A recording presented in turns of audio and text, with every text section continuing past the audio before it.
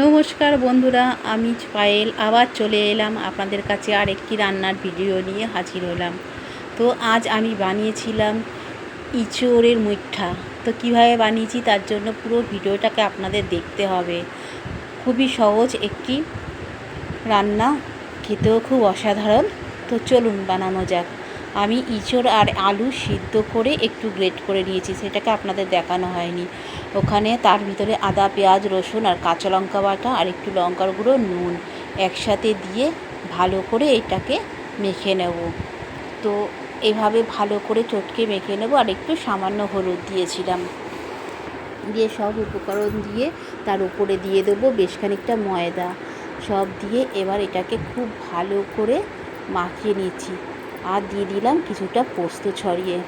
তো পোস্তটা দিতেই হবে, দিলে এটা খেতে বেশি ভালো হবে। তো সব উপকরণ দিয়ে একসাথে খুব ভালো করে মেখে নিয়েছি।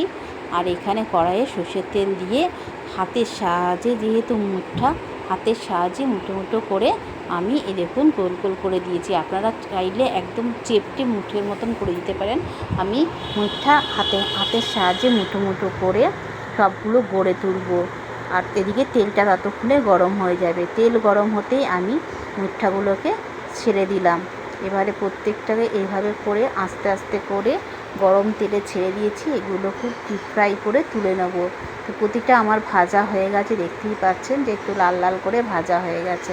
এবারে আমি কড়াইয়ে সর্ষের তেল ছিল, সেই তেলের ভিতরেই দিয়ে দিলাম আদা, পেঁয়াজ, রসুন, কাঁচা লঙ্কা একসাথে বেটে রাখা সেইগুলো। তার সাথে দিয়ে দেবো কিছু গুঁড়ো মশলা, তার মধ্যে জিরে গুঁড়ো, ধনের গুঁড়ো, হলুদ গুঁড়ো, লঙ্কার গুঁড়ো সব দিয়ে এখন এটাকে খুব ভালো করে মশলাটাকে কষাতে হবে। তো বেশ ভালো করে এই মশলাটাকে, আর সামান্য নুন স্বাদ মতো নুন দিয়ে দিলাম। সব উপকরণ দিয়ে খুব ভালো করে নাড়িয়ে, আর তার সাথে আমি একটুখানি মশলা ধোয়া জলটা দিয়ে দিয়েছি। দিয়ে খুব ভালো করে নাড়িয়ে এবারে দিয়ে দিলাম একটু চালমগজ বাটা, কাজু কিশমিশ বাটা। দেওয়ার পরে আবার নেড়ে ছেড়ে দিয়ে দিলাম বেশ খানিকটা টক দই। দিয়ে খুব ভালো করে নাড়বো, নেড়ে ছেড়ে একটু দইয়ের যে জলটা ছিল সেটা দিয়ে দিলাম। দিয়ে আবার একটু খুব ভালো করে নেড়ে ছেড়ে অল্প একটু গ্রেভি বানানোর জন্য জল দিয়ে দিলাম। যেহেতু মুঠাটার ভিতরে টেনে যাবে, তার জন্য একটু ঝোল জল দিয়ে দিলাম।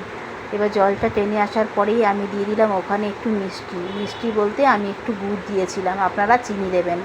আর দিয়ে দিলাম মুঠাগুলো। তারপরে ওপর থেকে আমি দিয়ে দিলাম গরম মশলার গুঁড়ো। তো ঘিটাকে আমি অ্যাভয়েড করলাম, এখানে আপনারা ঘি দিতে পারেন। যেহেতু আমার ঘি খাওয়া বারণ, আমি এই জন্য ঘিটাকে অ্যাভয়েড করলাম। ভালো লাগলে এইভাবে বানিয়ে দেবেন। নেক্সট ভিডিও দেখার জন্য অনুরোধ রইল। সবাই